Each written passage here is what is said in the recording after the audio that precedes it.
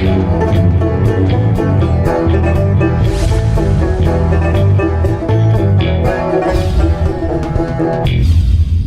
I'm the DeadwoodJedi. This is another Raid Shadow Legends video. We are talking Ice Golems today because that's the next event about to happen. We're recording this actually on Friday, pretty much right after the Dragon event. So we're going to be running from that into the next one here with Ice Golems. And I'm very happy to have with me Mr. MTGJedi, Mr. Nub Raids, and Mr. Senda Plays. All here, great content creators. You'll see their links down below in the pinned comment description of this video, like all the videos for these faction games. So make sure go follow them, go check them out. They're all awesome people and they do really good content, so it's worth your time to check them out. But hey guys, thanks for being here. Welcome. And are you excited or ready to shoot me because you have to do Ice Golems? Yeah, both. Yeah. Well, for those of you that don't know, we basically are doing, they're going to be competing in Ice Golem. So stage 25, which is not easy, and no legendaries are allowed for any of these competitors. So I think it's going to be really interesting. I know the last time we did the faction games, we actually had a failure or two on this stage. So that was only stage 20. So I'm really interested to see if these competitors are actually able to finish it, not to mention put up good times. It should be really, really competitive, which I think will be really interesting. We had some surprises in Dragon that I don't think anybody was really expecting. So I'm really interested to see how you guys are feeling here. I don't know if you've had a lot of time to test it. MTG, how are you feeling though, as far as, you know, taking down Ice Golem 25 with your faction? You have Sacred Order. I have Sacred Order, yeah, and my full intention was to do Spider and Hydra, and then we're not changing times, so I got locked into Ice Golem, regardless of whether I want it or not. So we're trying to make it work, and I really wanted to talk some trash today, but I don't think I have any business talking trash. I'm pretty nervous about it, but we're working hard. I mean, A for effort. Absolutely. I think all across the board, A for effort is the name of the game here. I mean, you guys are putting in a lot of work, I know. Just looking at the previous runs from Dragon, there were some real smart teams being put together all across the board. It was really interesting. You know, speaking of which, Senda, how are you feeling coming off of, you know, you came in last place, you got that bronze medal for Dragon, but how are you feeling coming off that? Looking forward to Ice Golem, do you feel like you have a better shot at this dungeon compared to the previous one? I think I have a better shot because now it's a battle of endurance, not only doing as fast as possible and surviving. Just because if you hit too hard, like if you bring your Church of Whisper kind of champions, the golem is going to hit you hard. Yeah. In that sense, I can probably, I mean, my strategy and my problems are the same. I still don't have AoE damage. I don't know how to clear the waves, so I'm in the same shit. It's just a different color. You and me both, my dude. You and me both. Perfect. Okay, well, yeah. So Senda's got Lizard Men. Nub, what team are you? What are you working with over here? You've got an unusual one. Sylvan Watchers. So Watchers. I need to be careful about this. If I even list off two of their champions, I've almost given away my whole team at this point. There's so few epics in there. So I actually can't. I'm actually missing 4 of the epics, so I've got 8 champions to work from. Although a little sneaky rare might sneak in. You got 5 rares. Sneaky cheeky rare. They've got some pretty good ones. So we'll see. Okay. I think there are 8 total good epics in all of Sylvan, or in all of Sacred Order. So yeah, I'm in the same boat. I just have more champions to pick from. That's true. There's 47 epics. In Sacred Order, and you don't want to use any of them, trust me. Yeah, you got plenty of bad options in there for Ice Golem, that's for sure. Yeah. For Spiders, amazing. For Hydra, amazing. For Ice Golem, not as much. I'm actually quite glad you're in this one, MTG, because I was thinking, oh man, like these guys, they've got Sacred Order, they win Spider and Hydra like for free, basically. This is a disaster. This is good. We got a chance, you're saying. Okay. Pressure's on now. I guess that brings us to the next question. Are we taking bets on who's going to win this one? Any bold predictions on this? Well, I think if we were allowed to use duplicates, I would be just no shot, no chance. But because they have to use 5 different champions, I think there's a chance that I could still make it work. Yeah. Okay. MTG thinks he's got a shot to win this thing. Nub, what's your feeling on it? Oh man, this is kind of tough. Like, I am definitely scared by Senda having Venom Mage. She's the perfect affinity for this. All those poisons, I think that's pretty terrifying, and they've got good supports in there as well, like Jireg if you need to go tanky. So yeah, I'm actually a bit scared of that. Like, I feel Senda is, like you said, you're going to be struggling on the waves, right? But you get to the boss. I think the boss is not going to be a problem, which I think for me and MTG is going to be very scary. The boss is, it's Ice Golem. We can't click on the boss. The boss I'm not worried about. It's definitely the waves for me also. Oh, interesting. My waves are so slow. all of the things that I want to do in Ice Golem are the wrong affinity. So, like, all the champions I want to use, that is just not the right one. What affinity is magic? What affinity is stage 25? Is a magic affinity? It's magic, yeah. Blue, so that means red champions are strong, green champions are weak. That definitely impacts things. Senda, how are you feeling? I mean, I know we struggled with Dragon, but this is less. Ice Golem is much less of a speed. It's more of a marathon rather than a sprint, as they say.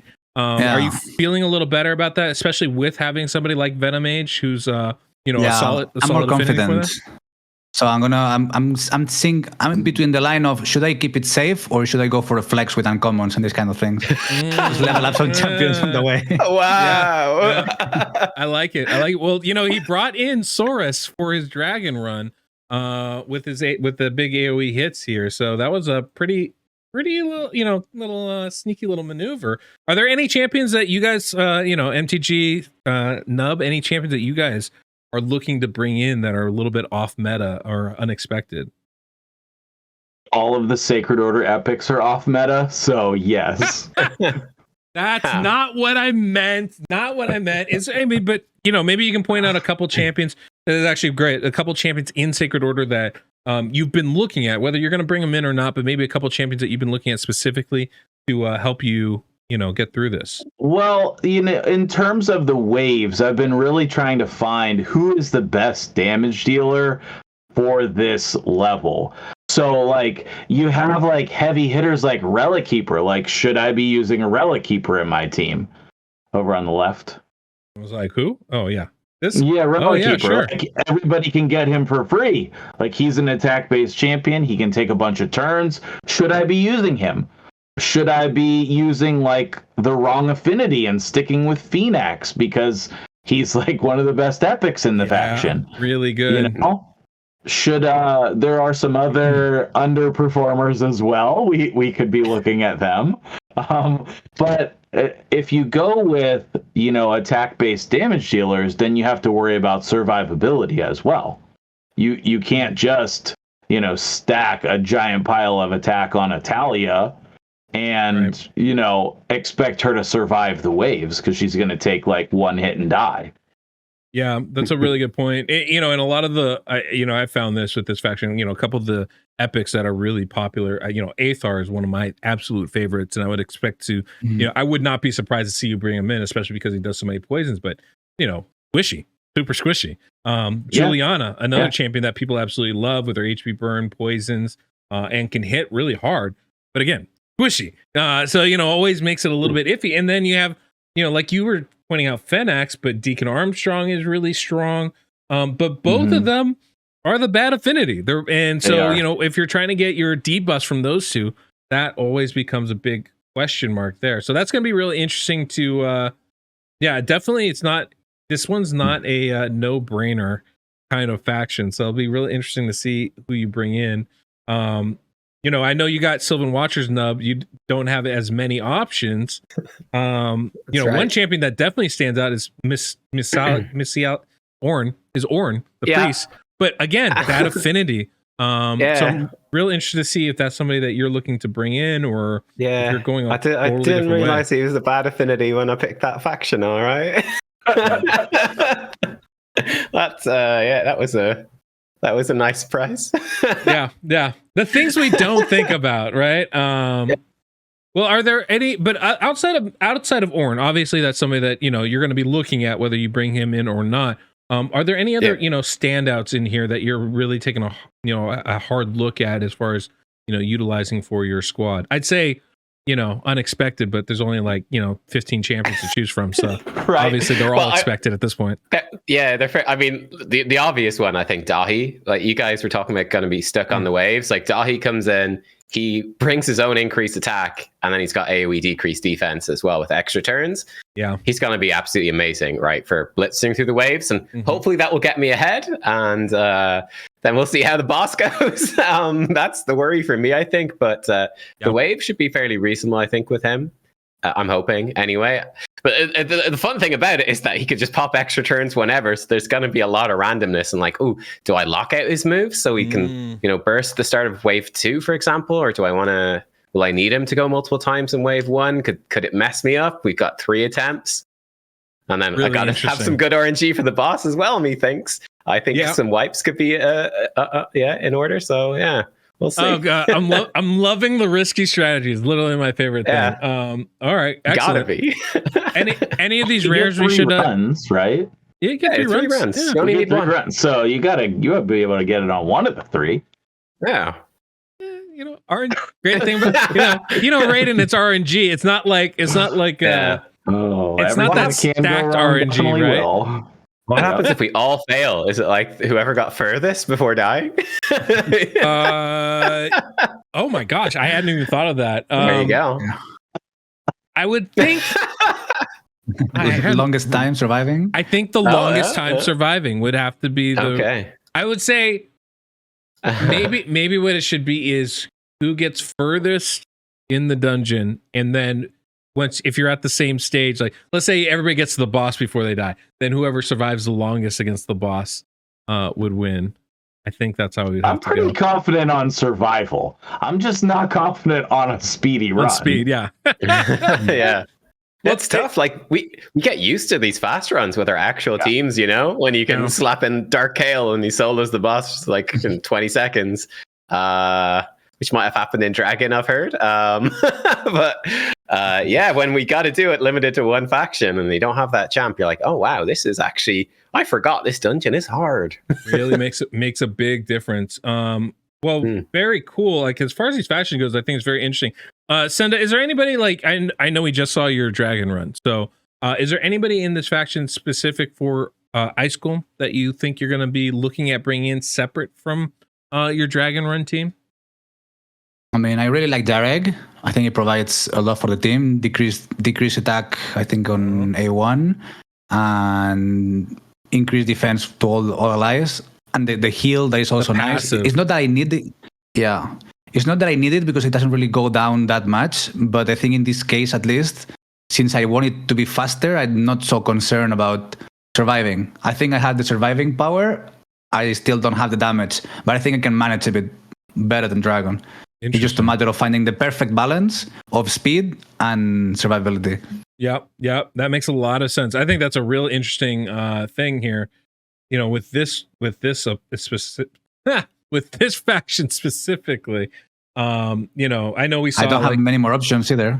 Yeah, exactly. A lot like Sylvan Watchers, not a ton of options to choose from. Plarium, let's buff Lizardmen. That's the mantra for this whole event. It's very cool kind of squads that we got going on here. I'm really interested to see how it works, whether the plethora of bad options outweighs the few strong options in Lizardmen and Sylvan Watchers. Which approach is going to kind of take this out. I'm actually really interested to see how that goes. What do you guys have any anticipation as far as actually before I get to that, what are your strategies going into this? As far as building your team, obviously when it comes to Dragon, the biggest thing is just beat down the waves as quick as you can to get to the boss. And that's typically how we approach these dungeons. But Ice Golem is a little bit different, right? The waves themselves are a little tricky with some of the specific champions that are involved. The boss obviously has some real unique mechanics. I know there's a Fenax available for Sacred Order. Are you trying to bring him to the boss to make sure the ads don't revive the little minions once you get there? Is that even something that you're considering, or if you just thrown that out the window? what are some of the strategies that you guys are employing, trying to make this as successful a run as possible? Whoever wants I think you have to have multiple layers to your strategy. You have to have champions who help you with not only damage but also survivability on the waves, and then you have to have people who are able to survive on the boss and kill the boss. So it's a very delicate balancing act, especially when you're working with such a narrow group of champions. You've got to get pretty creative and look to some other non-standard champions some of the time. Yeah, fair enough. Fair enough. I know Ice Golem's tricky. Definitely one of my least favorite dungeons to theory craft around. So I get that. Nub, have you had any strategy ads you want to toss there on top of what MTG said? I think I'm just probably gonna try go risky, like just roll the dice a bit. I think why not, go for the win or go for the loss. It's got to be one, I gotta go hard. It's no middle ground for me here. I think I'm gonna go. Do not trust him, guys. I'm gonna put pressure on these guys here. No, freaking him out. Such a humble guy, but he's such a humble guy, but he's definitely got plans. I guarantee you he's going to come at this with a great team and then surprise everybody. You're not fooling me with this humble business over there. Well, we'll try. That's all full Ascension, doing the run under 1 minute. Playing Sylvan's cool. So new, Matt. Like, I don't even have the Faction Guardians finished, unfortunately. Oh, wow. So, yeah. But hey. Well, this is actually, I'm glad you mentioned that, because one of the biggest impacts from the Dragon dungeon run was the blessings themselves. How are you guys, and as far as blessings go, you don't have to leak what your 6 stars are, your 5 stars, right? And it's fine. But are you finding that to be an impact for you, or is it something that you're even looking at and approaching? Like, tell me a little bit about how that's affecting your runs and the champions that you're choosing. Well, I will tell you, I pulled all of my soul stones that are available to me on the test server, and it did not go as I would have hoped. We definitely got lots of Sacred Order blessings. We got legendaries and rares and the epics that I'm not using. Of course. So, I swear I got 4 different 5-star missionary blessings. So for me, the blessings I don't think is going to be very impactful, but I'm going to reassess and see if there's anything else I can do. I know that they can be super impactful, but it's also about who do you have them on that you can use. Yeah, that makes a lot of sense. That's always a big part of it, right? Yeah. What about you, Nub? You don't even have your Faction Guardians filled, but do you have blessings for your champions? No, they don't really have any blessing. A couple of 1 or 2 stars. That's about it, unfortunately. Well, I've got a lovely 6-star Awakened Talia I could lend to MTG over there. That might be Let's go. If you need the extra damage for the boss. Yeah, right. I bet Saf would be super jealous because I have a 6-star Whisper blessing. Oh, he'll be super jealous. Oh my God. Yeah. He was going on and on about the Church of Whisper today. So yeah, definitely jealous of that, for sure. Well, Senda, this looks good for you. We got a little preview today with the Dragon team. So I know you don't have a ton of blessings available for your champions, but it sounds like your opponents don't either. So this is going to be really great for you, trying to plow through and see some victory here. Is there anybody outside of, obviously Venom Mage is going to, I can only imagine, take a key role in your approach to this. Is there anybody else that you really, obviously you mentioned Jareg, any other Aox is going to be a big one for you. Yeah, because he's good affinity, he heals and he places poisons. That's all I need. That's kind of a perfect combination right there.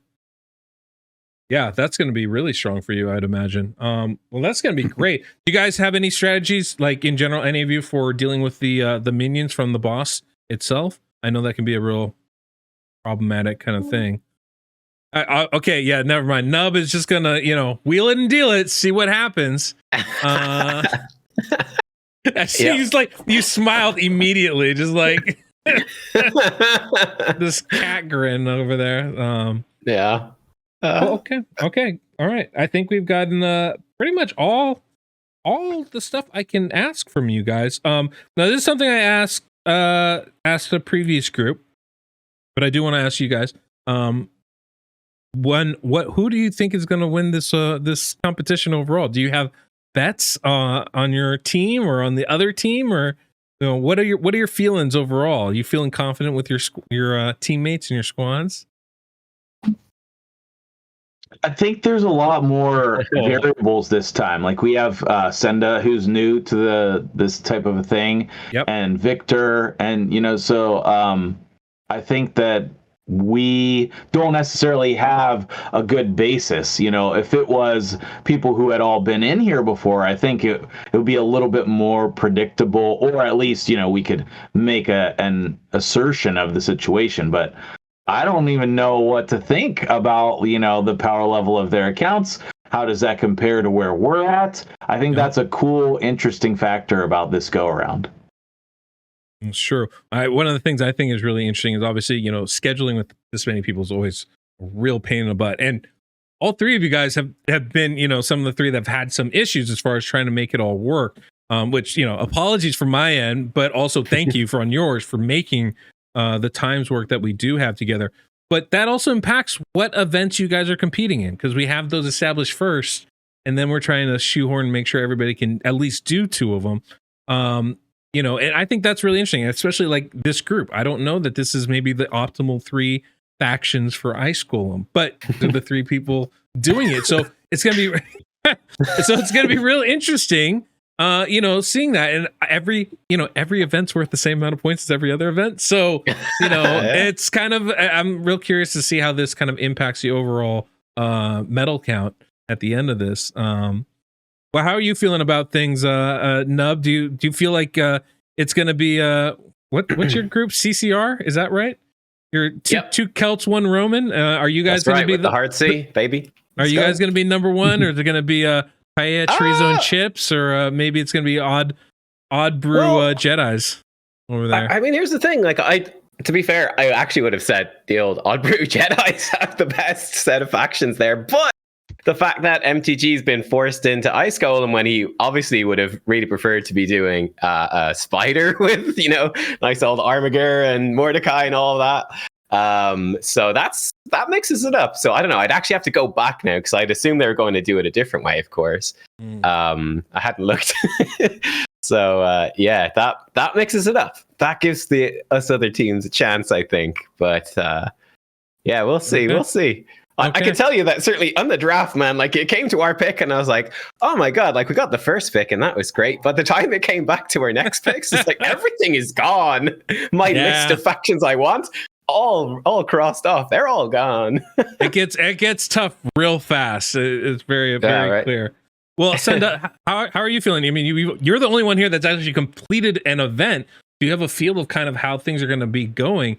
Do you still feel like paella, chips, and paella, chorizo, and chips has a chance, or are you feeling like maybe one of the others is gonna? I think I'm the weak link of my group. I have 100% trust in YST and Victor, and I think I'm not sure if I'm gonna win or not the next event. We'll see, but I think they're gonna give a lot more competition my colleagues in case something goes wrong. But I think. And I'm confident. You're still believing in PCC. I get it. Yeah, I think we have really good factions with really good champions, and we can do everything that we kind of plan to. Okay.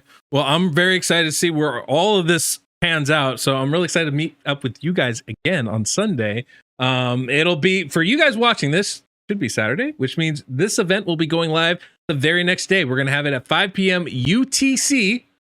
That's going to be, 10 a.m. Pacific time, 1 p.m. on the East Coast. So make sure to stop by. It's right here on the YouTube channel. As always, we have all the events, the dates, the schedules, the results, the videos. It's all on the website. So go to DeadwoodJedi.com /Faction Games 2023. You guys should be able to find it there. But I think it's on the front page of the website anyway, so you go check it out. Make sure to go follow these guys, subscribe to their channels. They do amazing work, and obviously, give them some love in the comments just for coming out and being a part of this. I'm very excited to see how this one turns out specifically. I think Dragon, maybe with, if you look at it a little bit, you could probably predict how it turned out.